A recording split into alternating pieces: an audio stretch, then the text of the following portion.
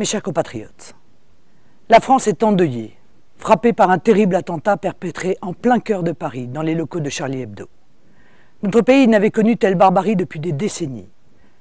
La nation est unie pour condamner cet attentat odieux et s'associer à la douleur des familles. La nation est unie pour dire son attachement viscéral à la liberté d'information et à la liberté de la presse qui étaient évidemment visées. Mais la nation est aussi unie pour dire que nous, Français, quelles que soient nos origines, nous n'accepterons pas que soit attenté à nos vies et à nos libertés, car c'est leur objectif, mettre en danger nos vies et nos libertés. Mais nous avons assez de lucidité pour savoir que ces attentats qui frappent notre pays ne sont pas la conséquence de la fatalité. Ils sont le fait d'hommes, parfois aguerris, entraînés. Ils sont le fait d'une idéologie meurtrière qui fait en ce moment même des milliers de morts dans le monde.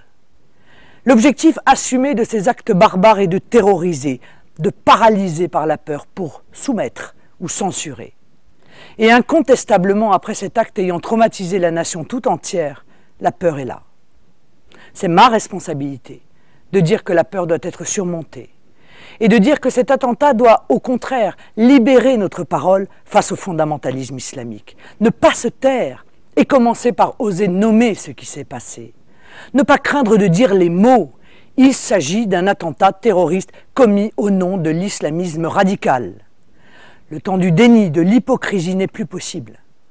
Le refus absolu du fondamentalisme islamique doit être proclamé haut et fort par quiconque tient la vie et la liberté pour les valeurs les plus précieuses. Regarder les choses en face, ce sera prendre le chemin d'une action efficace et protectrice. Pourquoi en est-on arrivé là ?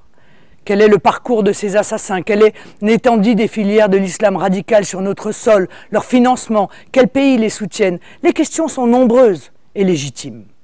Ce débat doit avoir lieu. Rien ne doit l'entraver. Poser les bonnes questions et y apporter des réponses franches et claires. Mettre en œuvre les moyens pour protéger notre pays et nos compatriotes, c'est un droit pour tous les citoyens, mais c'est surtout un devoir pour tous les politiques. En ce qui me concerne, j'entends assumer cette impérieuse responsabilité pour permettre à la France de se défendre face à cette guerre qui lui est déclarée. Enfin, je tiens à souligner que personne ne souhaite qu'une confusion soit effectuée entre nos compatriotes musulmans attachés à notre nation et à ses valeurs et ceux qui croient pouvoir tuer au nom de l'islam. Mais cet évident refus de l'amalgame ne doit pas être non plus l'excuse de l'inertie ou du déni. Ce serait le pire service à rendre aux Français, quel qu'il soit.